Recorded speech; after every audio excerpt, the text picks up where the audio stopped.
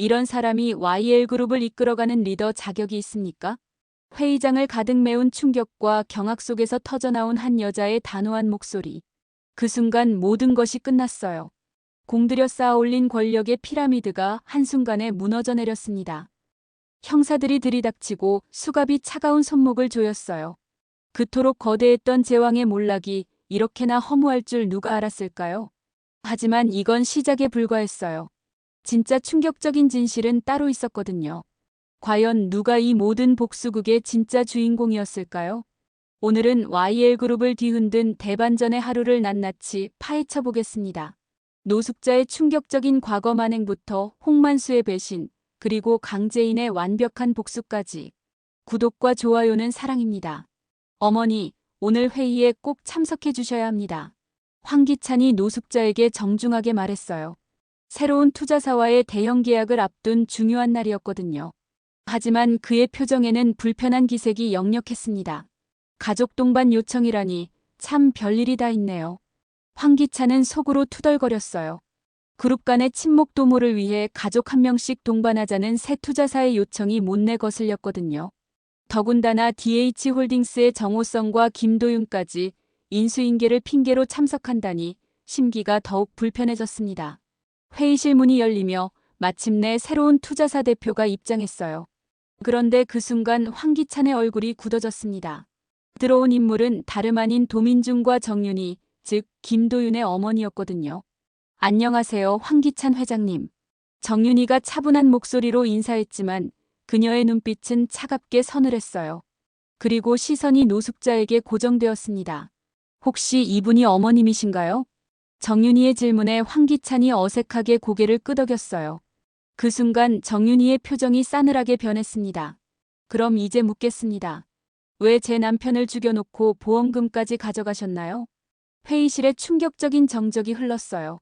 노숙자의 얼굴이 순식간에 창백해졌고 황기찬은 무슨 소리인지 이해할 수 없다는 표정을 지었습니다. 무슨 말씀을? 그런 일 없어요. 저는 그런 사람이 아닙니다. 노숙자가 떨리는 목소리로 필사적으로 변명했어요. 하지만 정윤희의 차가운 시선은 변하지 않았습니다. 그때 정호성이 차가운 눈빛으로 나섰어요. 보험 설계사를 만나서 이야기 다 들었습니다. 매형 일 말이에요. 정호성의 날카로운 말에 노숙자가 크게 당황했어요. 오성 씨, 그건. 말끝을 흐리는 노숙자를 향해 정호성이 다시 말했습니다. 공소시효가 끝나서 법정으로는 가지 못할 것 같아서 일부러 접근했습니다. 노숙자가 이미 부지를 구매한 것을 떠올리며 떨리는 목소리로 물었어요. 그럼 고속도로도 일부러 그랬냐는 거야? 그렇습니다. 그 구역은 개발 제한 구역이에요. 정호성이 분노를 억누르며 차갑게 대답했어요. 매형 목숨값에 비하면 아무것도 아니죠.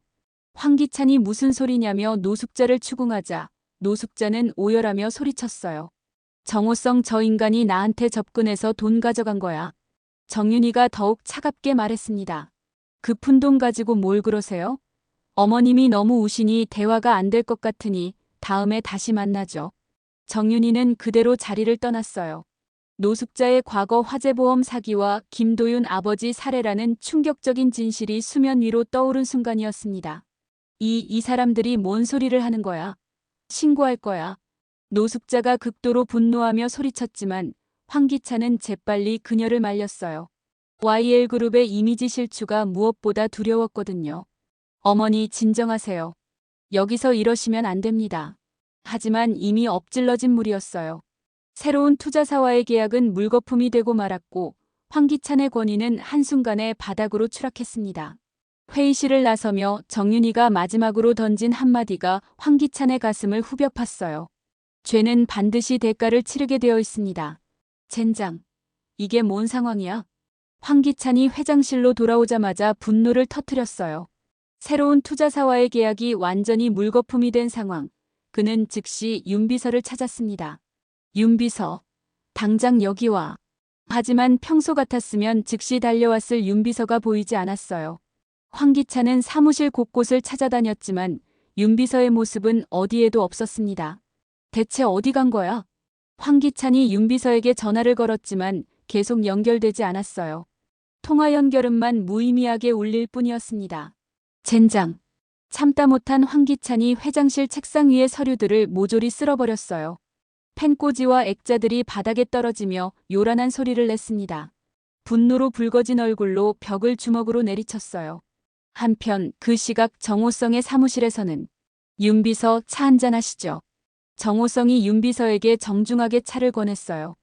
윤 비서는 불안한 표정으로 정호성을 바라봤습니다. 대표님, 정말 이렇게 해도 되는 건가요? 회장님이 계속 연락하고 계신데. 걱정 마세요. 약속대로 윤 비서의 그 복잡한 문제들은 완전히 해결해드렸잖아요. 정호성이 의미심장한 미소를 지으며 서류 뭉치를 윤 비서 앞에 내밀었어요. 윤 비서 참 대단하시더라고요. 세상 곳곳에 여자들이 얼마나 많은지. 윤 비서의 얼굴이 붉어졌어요. 자신의 카사노바 기질이 들통난 것이 부끄러웠거든요. 그게 그냥 그렇게 된 거예요. 김미영 씨하고 박서연 씨 말이에요. 특히 어제 회사 앞에서 벌어진 그 소동은 정말 장관이었어요. 정호성이 하나하나 열거하자 윤 비서는 더욱 위축되었어요. 윤 비서는 어제의 악몽 같은 기억을 떠올렸어요. 회사 로비에서 김미영이 먼저 나타났고 곧이어 박서연까지 우연히 마주친 상황이었습니다. 오빠, 누구야 이 여자? 김미영이 날카롭게 물어봤고 박서연도 질세라 소리쳤어요. 윤 비서님, 설명 좀 해주세요. 당신 진짜 남자친구 맞죠? 두 여자가 동시에 윤 비서를 추궁하자 그는 오히려 뻔뻔하게 대답했어요. 그냥 다 같이 만나면 안 돼요?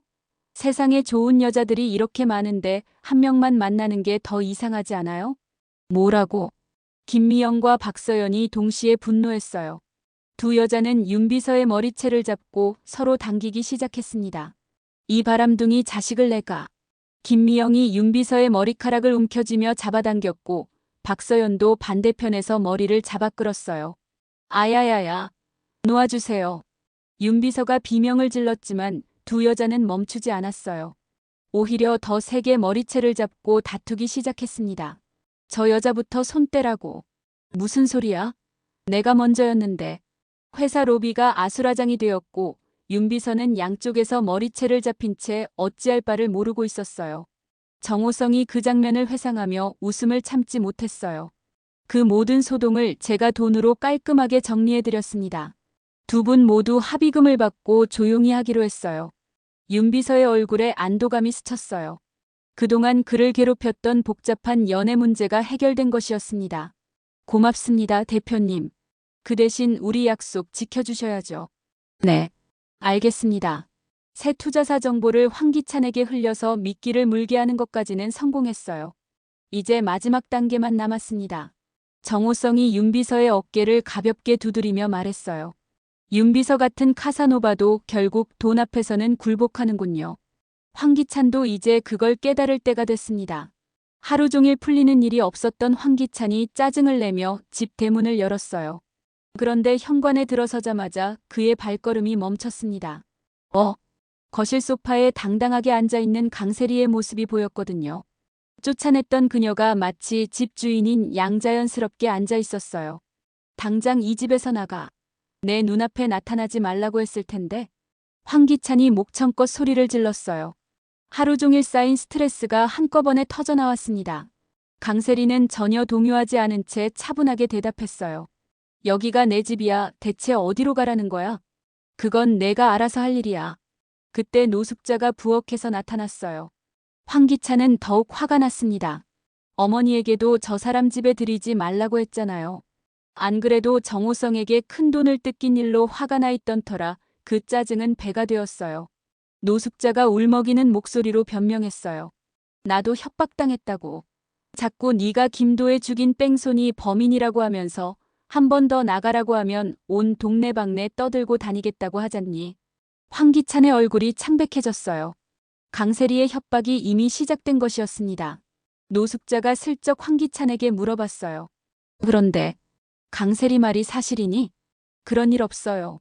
황기찬이 단호하게 부인하며 강세리의 팔을 거칠게 잡아 끌었어요. 이리 와.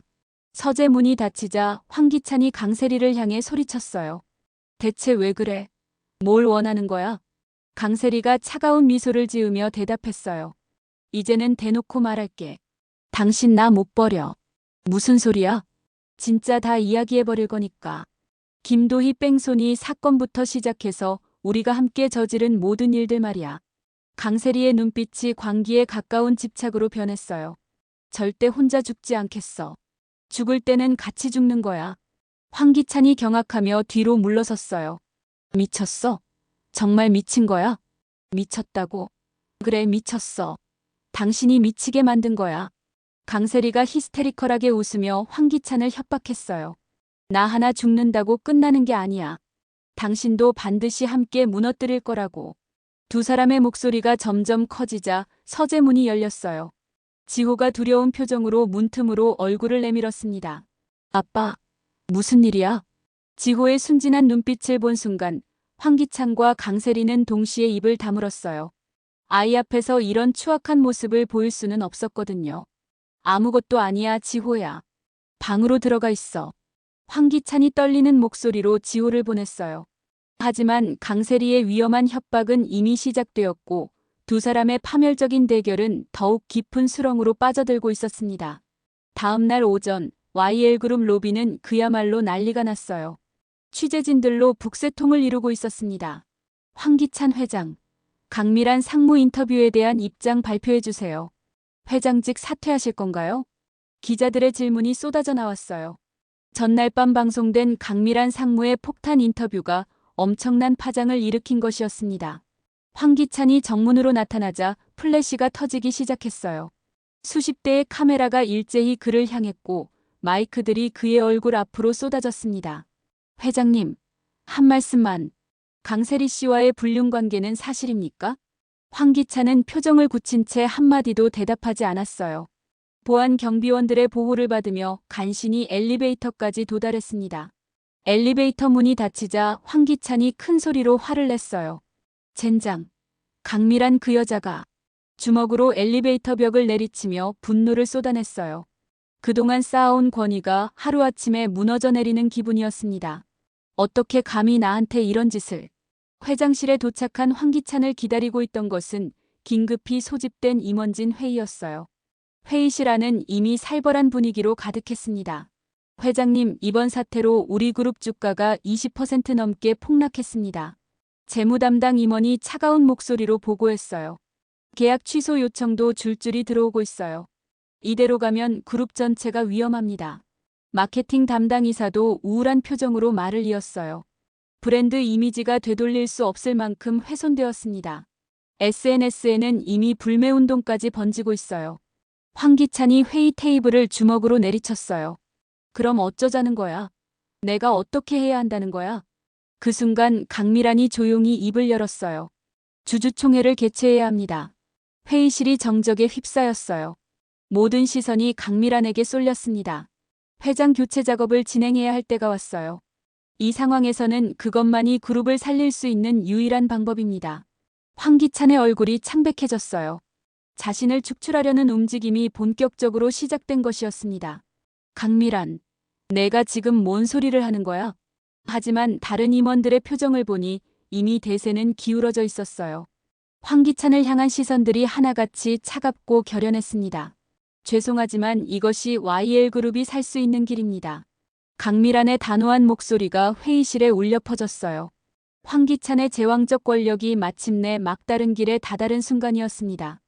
회장실로 돌아온 황기찬이 떨리는 손으로 전화를 걸었어요. 전화를 받은 사람은 홍만수였습니다. 홍만수, 당장 내 사무실로 와. 얼마 지나지 않아 홍만수가 조심스럽게 회장실 문을 열고 들어왔어요. 회장님 부르셨습니까? 황기찬이 홍만수를 노려보며 차갑게 말했어요. 그동안 헛짓거리한 거 한 방에 정산하자. 무슨 말씀이신지. 강미란 상무를 뺑소니 사고로 위장해서 없애버려. 홍만수의 얼굴이 순식간에 창백해졌어요. 아무리 더러운 일을 많이 해왔지만 이건 너무 위험한 일이었습니다. 회장님, 그건 너무 위험합니다. 상무님은 이미 언론의 주목을 받고 있어서. 위험하다고? 지금 내 상황이 더 위험해. 황기찬이 책상을 주먹으로 내리치며 소리쳤어요. 강미란 그 여자 때문에 내가 이 지경이 된 거야. 저 여자가 살아있는 한나는 끝장이라고. 홍만수가 망설이며 고개를 저었어요. 회장님, 정말 다른 방법을 찾아보시죠. 다른 방법이 어디 있어. 그냥 시키는 일이 해. 황기찬의 압박이 거세지자 홍만수는 어쩔 수 없이 고개를 끄덕였어요. 알겠습니다. 내일 주주총회 전에 반드시 처리해. 그래야 내가 살 수 있어. 홍만수가 회장실을 나서며 복도에서 조심스럽게 휴대폰을 꺼냈어요. 그리고 누군가에게 전화를 걸었습니다. 전화를 받은 사람은 다름 아닌 강재인이었어요. 재인 씨, 저 홍만수예요. 홍만수 씨? 무슨 일이에요? 방금 황기찬 만나고 나오는 길입니다. 강재인이 의미심장한 미소를 지으며 대답했어요. 그래서요? 홍만수가 떨리는 목소리로 말했어요. 황기찬이 강밀한 상무를 뺑소니로 위장해서 제거하라고 지시했습니다. 역시 예상대로네요. 녹음 파일 전송해 주세요. 홍만수는 이미 녹음한 파일을 강재인에게 전송했어요. 그동안 황기찬의 더러운 일을 도맡아 해오다 보니 너무 많은 죄를 지어온 홍만수였습니다. 그의 정체가 수면 위로 드러나면서 오히려 강재인이 홍만수의 약점을 쥐고 역으로 이용하고 있었던 것이었어요. 홍만수 씨, 일단 황기찬이 시키는 대로 준비하는 척하세요. 그리고 거짓말로 강밀한 상무를 제거했다고 보고하세요. 알겠습니다. 강재인이 차가운 미소를 지으며 말했어요. 이제 황기찬의 마지막 카드까지 다 나왔네요. 내일 주주총회에서 모든 것이 끝날 거예요. 다음 날 주주총회장. 황기찬이 자신만만한 표정으로 회의장에 들어섰어요. 강밀한이 제거되었을 거라고 확신하고 있었거든요. 그런데 회의장 문이 열리며 멀쩡한 강밀한이 당당하게 걸어 들어오는 모습을 본 순간 황기찬의 얼굴이 경직되었어요. 홍만수 이 자식이. 황기찬이 이를 갈며 중얼거렸지만 이미 모든 것이 늦어버렸습니다. 강밀한이 마이크를 잡고 차분하게 입을 열었어요. 회의를 시작하기에 앞서 그룹 내 잡음이 끊이지 않는 이 시점에서 말씀드릴 것이 있습니다. 주주총회장이 조용해졌어요. 모든 사람들의 시선이 강밀한에게 집중되었습니다. 끝까지 직원 및 임원진을 하나로 단합시켜도 모자를 판에 자신의 자리 지키기에만 급급한 한 사람이 있었습니다. 강밀한의 목소리가 점점 단호해졌어요. 그 증거를 여러분께 들려드리겠습니다. 스피커에서 홍만수가 녹음한 황기찬의 음성이 또렷하게 흘러나왔어요. 강밀한 상무를 뺑소니로 위장해서 죽여. 회장님 그건 너무 위험합니다. 위험하다고? 지금 내 상황이 더 위험해. 강밀한 그 여자 때문에 내가 이 지경이 된 거야. 회의장이 술렁이기 시작했어요. 참석자들이 서로 놀란 표정으로 수군거렸습니다. 황기찬이 급히 일어나 변명했어요. 이건 조작된 거야. 내가 그런 말을 한 적 없어. 조작된 음성이라고 말씀하시는군요. 그때 강재인이 조용히 일어났어요. 모든 시선이 그녀에게 쏠렸습니다. 그럼 이것도 조작된 거라고 말할 수 있나요? 강재인이 다음 녹음 파일을 재생했어요. 이번에는 강규철 회장의 마지막 음성이었습니다. 으악, 도와줘. 숨이 안 쉬어져. 강규철 회장이 고통스럽게 외치는 소리가 회의장에 울려 퍼졌어요. 그리고 그 뒤로 황기찬의 차가운 목소리가 이어졌습니다. 이제 끝이군. 오래 고생했어, 회장님. 이제 YL그룹은 내 거야. 아무도 막을 수 없어. 쓰러져 고통받는 강규철 회장을 조롱하는 황기찬의 음성이 그대로 회의장에 퍼졌어요. 참석자들의 얼굴이 경악으로 일그러졌습니다. 강밀한이 다시 마이크를 잡았어요. 이런 사람이 YL그룹을 이끌어가는 리더 자격이 있습니까? 없습니다. 당장 내려와야 합니다. 참석자들의 분노가 터져나왔어요.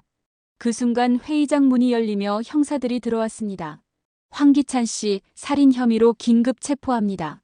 형사들이 황기찬에게 수갑을 채웠어요. 황기찬은 끝까지 발버둥쳤지만 소용없었습니다.